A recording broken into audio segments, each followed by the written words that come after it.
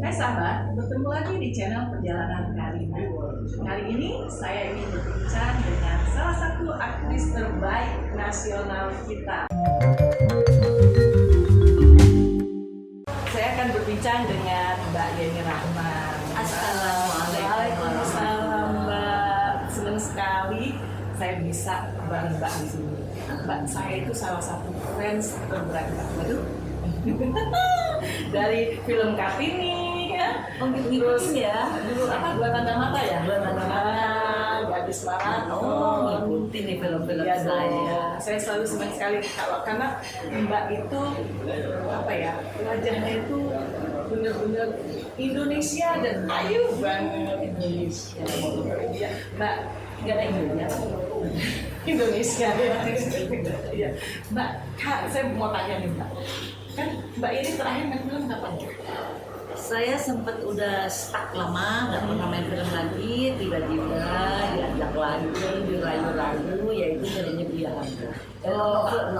Novel yang dibuat oleh Buya Hamka, yaitu Di Bawah Naungan Ka'bah. Oh, di bawah lindungan Ka'bah itu ya terakhir. Itu juga karena panggilan lalu itu juga bisa memiliki aspek-aspek dakwah. Betul, dan bisa dan Mbak kan terkenal banget tuh, selektif sekali pilih film, sehingga film-film Mbak itu kan terus jadi film terbaik gitu. Dan juga berapa piala citra kan Mbak. Ya, kebetulan beruntung ya. Ya. Tapi memang saya sendiri nggak bisa dipaksakan kalau memang orang itu tidak berbikin saya itu ya nangis. Mbak, saya mau tanya, zaman dulu kan main film itu kan kalau memang nggak besar ya itu sulit ya. Kalau sekarang kan lebih mudah dengan sistem digital, bisa dibilang itu. Dan secara kos juga bisa lebih murah sekarang karena begitu nggak bagus tinggal di-delete. Kemudian kita pengenalan lagi pakai film, ya kalau filmnya itu kan harus negatif itu ya. Terus harus, dan kalau kita syuting hari ini selesai, kita bulan ini syuting, kemudian kita harus 2 bulan 3 bulan lagi kita harus diedit baru kita isi suara kita. Oh dulu sistemnya dubbing ya, nggak langsung gitu. Iya, jadi waktu kita mengisi suara kita itu kita harus mengembalikan lagi ingatan dan emosi ketika harus sesuai dengan lukisan kita juga dengan emosi ekspresi kita. Jadi sebenarnya kalau dilihat pembuatan film dulu sama sekarang, jauh teknologinya lebih ringan sekarang, lebih enak sekarang. Iya betul, tapi kan aktris dan aktor dulu itu jauh lebih siap berarti. Ya memang kalau dilihat cara kerjanya dan secara teknologi memang itu tadi antara pembuatan filmnya bulan ini 3 bulannya baru ngisi suara, kita harus dengar lagi emosi kita dan harus lip sync, harus sesuai dengan gerak mulut kita. Kalau sekarang kan direct sound, betul, jadi bisa mendengar, kalau nggak cocok nanti nggak cocok ya tinggal delete aja. Mbak, kalau Mbak ini kan tampil selalu terbaik di setiap film. Enggak juga dong, ada juga yang terbaik. Bukan, maksud saya Mbak kan selalu mendedikasikan yang terbaik ketika Mbak memerankan satu film. Mbak untuk observasi berapa lama untuk setiap satu karakter? Enggak juga ya, kadang-kadang observasi juga perlu, kita beradaptasi juga perlu dengan lingkungan, dengan properti, dengan ceritanya, dengan peranan kita, dia memiliki karakter apa gitu. Salah satu contoh film saya itu kan saya berkesempatan bersyukur ya, saya dipercayakan untuk memerankan tokoh yang begitu sudah yang pernah sangat hidup. Betul, tokoh hidup dan sangat dikagumi sampai hari ini. Kelahirannya selalu diperingati dan dia menjadi tokoh pahlawan nasional kita karena dia sudah memberikan inspirasi bagi kaum perempuan. Banyak perempuan termotivasi bahwa Kartini selalu mengingatkan kita sebagai perempuan harus cerdas, jangan bodoh. Dan kita sebagai perempuan harus bisa berdiri di atas kaki kita sendiri. Itu tuh terngiang-ngiang, berarti kita perempuan yang harus tough, kita harus mandiri, harus bisa survive, dan terutama kita harus cerdas. Nah, Mbak, apa yang mendasari untuk memilih memerankan satu film? Karena tokoh dan perannya itu menarik, terutama ceritanya itu film itu selalu bercerita, terutama drama ya. Kenapa saya suka dengan drama, film-film drama, bukan film horor atau film komedi, tapi film drama. Karena buat saya film-film drama itu selalu bercerita tentang kehidupan. Kehidupan itu bisa memberi motivasi kepada penonton ya. Tentunya. Apalagi dia bisa memberikan satu message ya, pesan yang bisa diambil positifnya oleh penonton. Nah, itu sebagai pemain kita juga harus bisa mengimajinir peranan itu dengan karakternya itu, sehingga kita bisa membawakan si peran itu dengan emosi yang bisa mempengaruhi emosi penonton. Karena penonton nggak bisa dibohongi. Jadi penonton akan melihat originalitas acting kita. Acting itu bisa keluar dari penghayatan kita secara total, mengenal tokoh itu dengan berbagai karakternya. Berarti Mbak memang benar-benar observasi terlebih dahulu, mendalami karakter sebelum Mbak berperan ya? Jadi buat saya tuh memang film bukan cita-cita saya nih tadi. Oh ya? Bukan. Tapi kemudian akhirnya film menjadi pilihan saya. Kemudian saya mengambil sikap untuk berkomitmen dengan film, bahwa saya tidak ingin sembarangan. Kalau film atau cerita atau peran yang dipercayakan kepada saya tidak cocok, ya saya nggak mungkin bisa membohongi juga diri saya. Tidak mau memaksakan. Nggak mau. Ini tidak ada juga kan biasa aktor atau aktris itu mumpung lagi laku, mumpung lagi terkenal. Saya nggak bisa gitu. Nah, Mendingan gue nyari duit di tempat lain deh, daripada gue melacurkan diri gue di film dengan peranan yang tidak kita sukain, terus memaksakan diri gitu. Dan itu nanti ekspresi itu akan kelihatan. Pasti ya. Nah, Mbak tadi Mbak bilang sama saya kan bahwa film itu bukan cita-cita Mbak. Sebelumnya Mbak cita-citanya apa? Dulu mau jadi pramugari, kalau mau terbang ke sini, terbang ke sana, gratis gitu kan. Tapi kan selama film juga bisa ke sana kemari. Iya, akhirnya bahwa memang Tuhan itu menjanjikan bahwa rezeki itu tidak akan kemana. Lo nggak dapat rezekinya jadi pramugari, tapi dapat rezeki di film, dan uang film pun lo bisa pergi haji, bisa traveling, bisa. Dan lucunya biaya pergi haji saya itu justru dari sisa komentar ini. Oh, dari Kartini? Itu dari sisa komentar. Mbak, kan kalau saya salah satu yang saya sangat itu dan saya sangat suka sekali dikata main di garis maraton. Oh, Mbak itu lari beneran atau apa sih? Iya, mau nggak mau kita harus lari beneran ya. Kalau di Amerika di studio mungkin ya, bisa, ya kan? kita cuma gini-gini aja gambar, bisa jalan, teknologinya udah begitu maju ya, kayak begitu ya kan. Kejebur di laut, ngambang-ngambang, ombaknya semua buatan gitu. Kalau kita kan tidak punya sekaya itu kan, studio kita kan. Studio alam juga terbatas, studio Indo juga terbatas gitu kan. Jadi memang dituntut stamina-nya pemain juga harus kuat. Iya, karena kan syuting yang dengan jadwal yang tidak menentu ya. Betul. Jadi ya pada saat itu ya lari beneran, waktu itu saya lupa belakangan banget. Ya lari beneran. Jadi lari beneran itu. Berarti keringatnya keringat beneran gitu ya. Beneran, bukan semprot-semprot ya. Makanya saya waktu salut sekali kan, karena waktu saya lagi jadi atlet ketika film itu gitu. Waduh, ini lari beneran. Dan film Gadis Marathon itu dia punya message yang buat saya tuh sampai hari ini saya ingat sekali. Dalam film Gadis Marathon itu almarhum Sumanjaya memang sangat kuat di dalam membuat dialog itu ya. Jadi ada pesan yang bisa disampaikan kepada masyarakat maupun kepada diri kita sendiri, bahwa menang itu bukan untuk mengalahkan siapa-siapa, tapi menang itu adalah untuk mengalahkan diri kita sendiri. Iya, itu yang saya. Itu message-nya luar biasa sekali. Karena dan dia memiliki dampak sosial juga gitu. Bahwa di dunia olahraga juga ya ada sulam mulut, iya juga faktor kedekatan, faktor X, faktor yang itu tetap ada.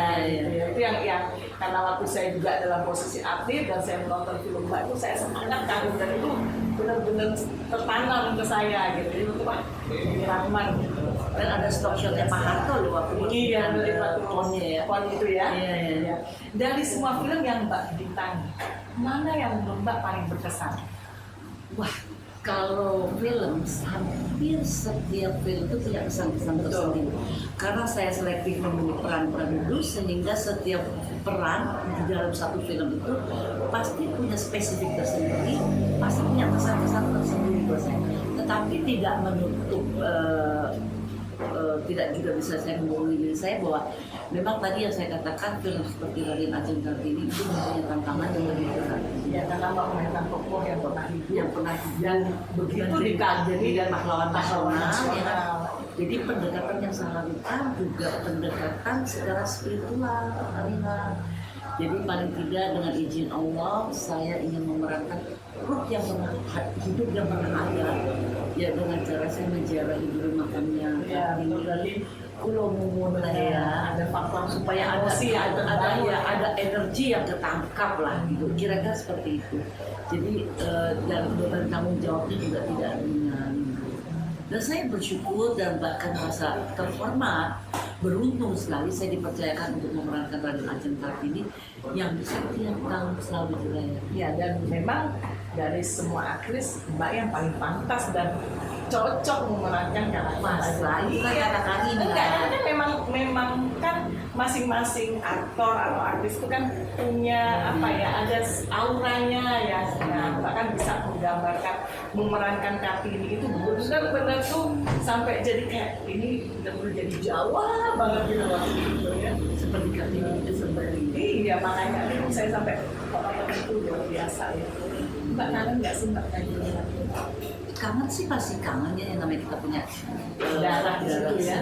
kangen ya, tetapi kembali lagi dari sisi waktu juga udah nggak mungkin kan. Film itu digarapnya juga saya nggak mau main-main, harus yang ceritanya asal-asal juga aja. ya nggak bisa. Jadi itu sih kayaknya dengan kesibukan saya sekarang lagi bertutup di luar nggak mungkin.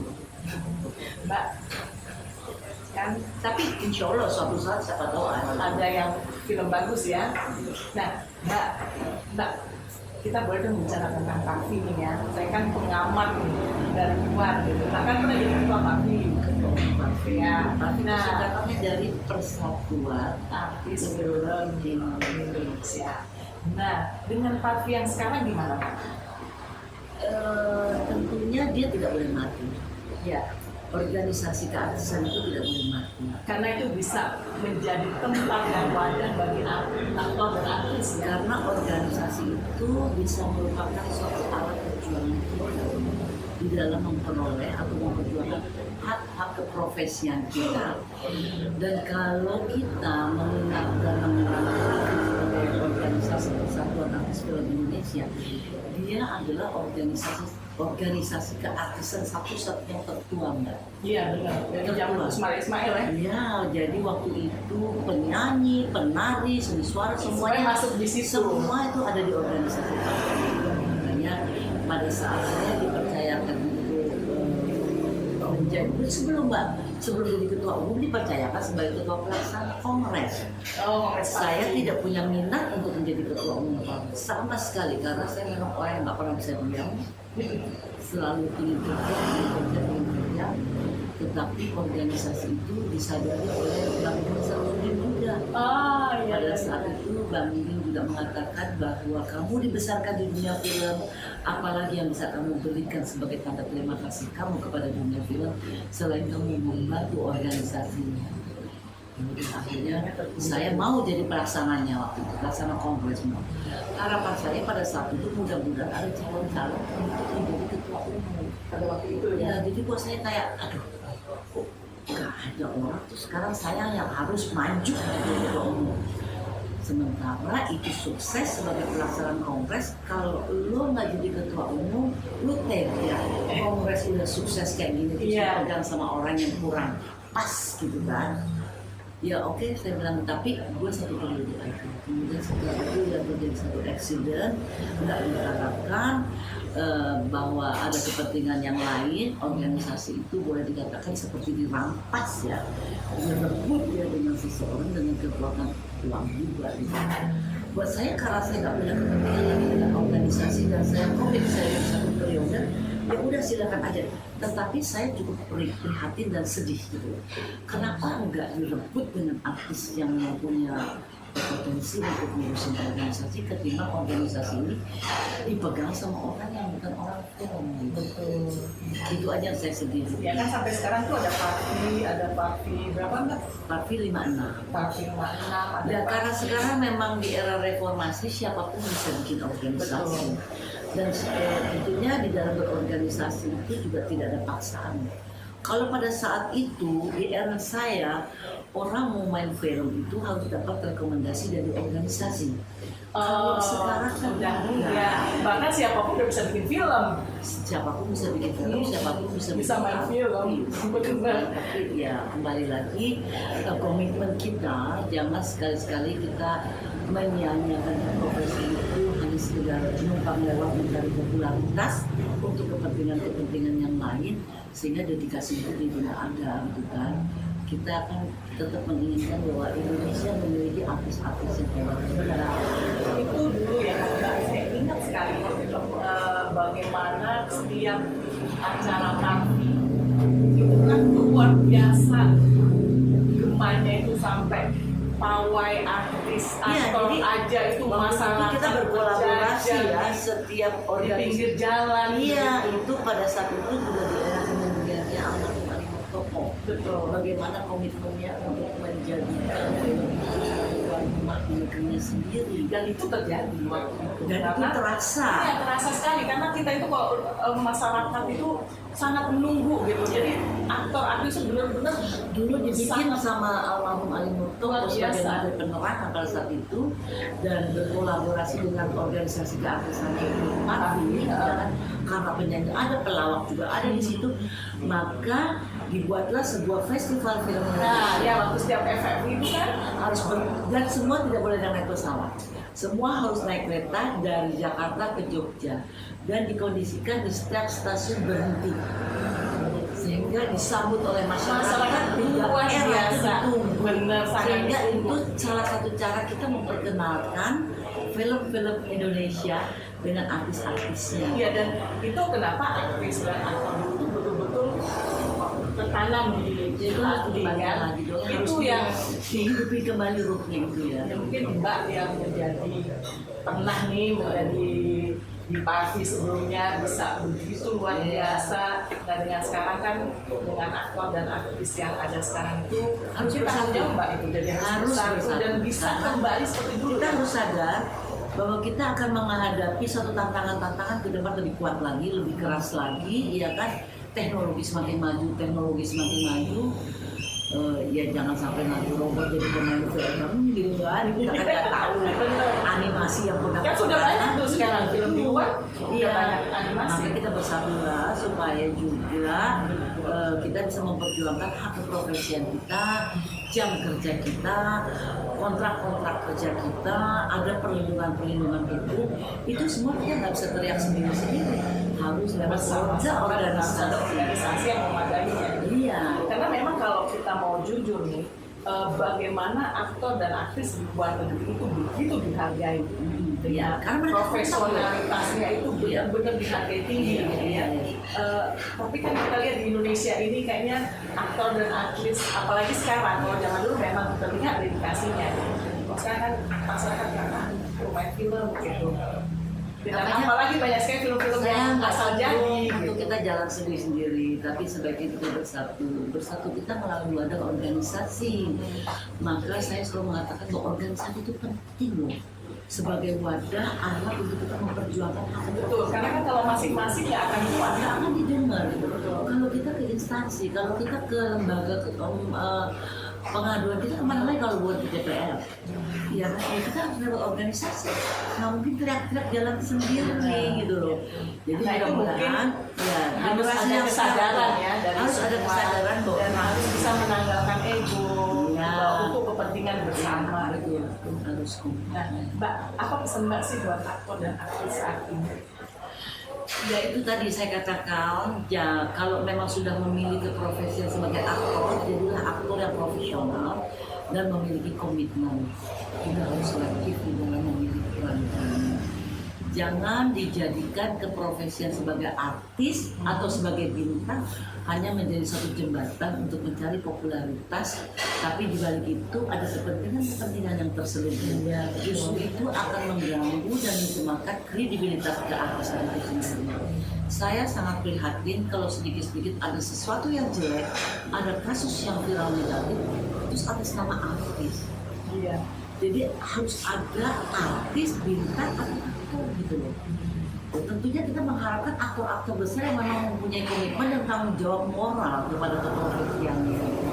Jadi ya saya pikir jangan juga lah sedikit-sedikit viral yang negatif itu berarti artis gitu loh. Jadi yang belum, padahal karyanya tidak ada. Belum ada. Belum ada karyanya, baru viral dengan sensasi aja. Sekarang di dunia medsos aja juga kan ada artis YouTuber, Iya. ada artis TikTok, ada artis Facebook, ada IG. Ya. Kok itu dibilang artis gitu loh? Ini yang juga membiasakan. Iya, Makanya pemahaman dari makanya itu tetap artis harus ada di undang-undang perfilman dan regulasinya pemerintah juga harus lebih peduli lagi dengan hal-hal yang seperti ini. Jadi buat saya di dalam undang-undang itu sertifikasi dan kompensasi profesi itu tetap harus penting untuk sebuah pengakuan bahwa memang benar-benar ini aktor. Iya, tapi harus ada sertifikasinya.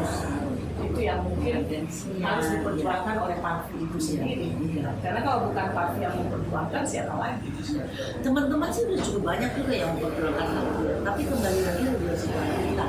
Jika pemerintah dalam mengambil kepedulian hal-hal yang seperti ini.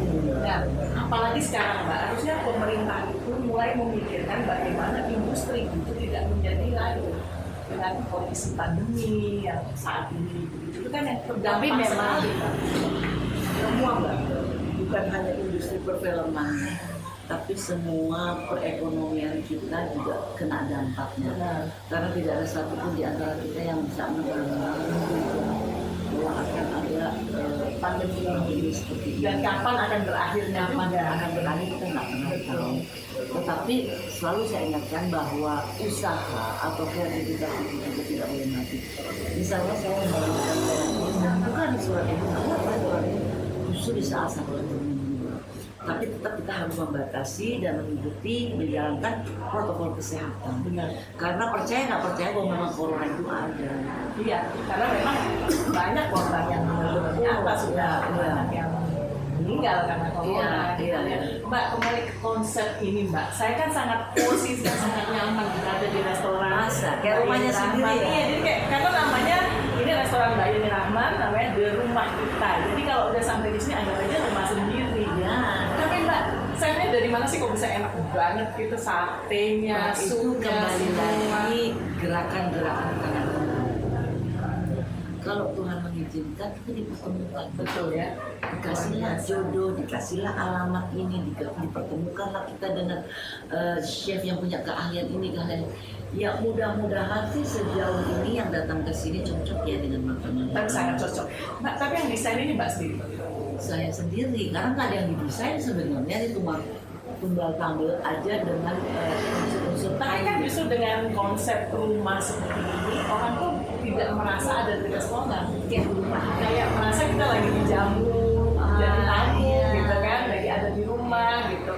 Dan apa namanya, Mbak begitu menyambut tamu tuh dengan luar biasa, gitu kan? Oh harus Mbak, apapun status sosial kita, tetap kita tuh harus saling menghargai. Ya, jangankan kepada tamu, tamu itu yang ke situ raja loh buat saya. Tamu itu kalau datang ke rumah kita adalah raja, Mbak. Karena selalu bawa rezeki ya. Ya, kita harus layani dengan baik. Jangankan tamu, semua para pekerja di sini oleh saya dibangun sebuah kebersamaan yang keluarga sendiri, sehingga mereka merasakan bahwa pekerjaan ini adalah pekerjaan mereka, usaha ini adalah usaha mereka. Dan saya selalu mengatakan kepada mereka bahwa saya ini cuma digunakan oleh Allah untuk menjadi jembatan, membuka jalan. untuk mereka yang bisa merasakan rezeki dari hasil keringatnya mereka sendiri gitu, yang bisa dibawa pulang bermanfaat buat anak istri keluarganya. Kalau saya tidak semata-mata hanya mencari dari sisi komersilnya, jadi Allah melihat niat kamu apa, niatnya kamu membangun usaha ini apa. Jadi kembali lagi, ya Allah, saya mungkin dititipkan oleh Allah, kebetulan diberikan rezeki yang lebih, maka rezeki itu digunakan untuk menjadi jembatan para mereka yang jannah. Itu yang luar biasa. Itu yang saya salut dengan bagaimana Mbak yang memiliki nama besar ya sebagai aktris, salah satu aktris terbaik di Indonesia. Tapi Mbak mempunyai hati yang sangat luar biasa peduli, karena saya tahu Mbak juga suka berbagi gitu kan, karena saya ngikutin nih channel YouTube-nya Mbak gitu. Jadi saya lihat, dan dari dulu karena saya ngefans sama Mbak Yani, saya sangat kagum gitu. Karena apa? Kadang-kadang kan banyak itu aktor ya, apalagi aktor sekarang ya Mbak, beda mungkin dengan yang dulu kan, memang karena seperti Mbak Cita tadi, untuk bikin film itu harus butuh proses panjang, bahkan makanya melalui organisasi siapa tahu bisa membangun kekompakan dan kebersamaan. Nah, itu. Ya mudah-mudahan sih yang generasi muda ya, para pekerja seni yang muda-muda ini juga sadar bahwa membangun kebersamaan itu, menyambung silaturahmi itu bukan cuma sekedar ketemu di tempat syuting, tapi dengan wadah organisasi kita bisa membangun ide-ide kita, membangun kebersamaan, kekompakan, kekeluargaan. Karena profesi kita ini kan tidak selamanya kita ada di atas. Ya, pasti ada juga tadi ada selesainya lah ya. Wong kita hidup ini juga akan ada selesainya. Tapi kan bagaimana kita mempersiapkan kehidupan kita yang berikutnya, yang kehidupan yang sebenarnya justru. Jadi saya memang bahagia usaha ini justru bukan Iya. Dan saya juga sangat senang sekarang saya punya seorang kakak, seorang saudara yang luar biasa memotivasi saya, bisa memberikan inspirasi bagi saya, dan juga saya sangat senang berada di sini.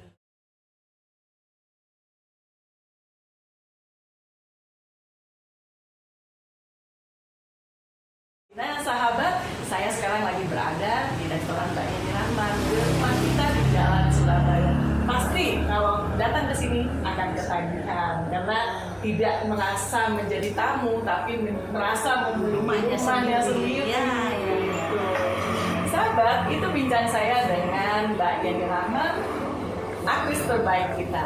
Masih banyak cerita yang lain yang ingin saya bagikan kepada sahabat. Masih penasaran kan? Ikuti terus perjalanan Karina setiap hari Selasa dan Jumat pukul 8 malam. Don't forget to like, comment, and subscribe. Bye!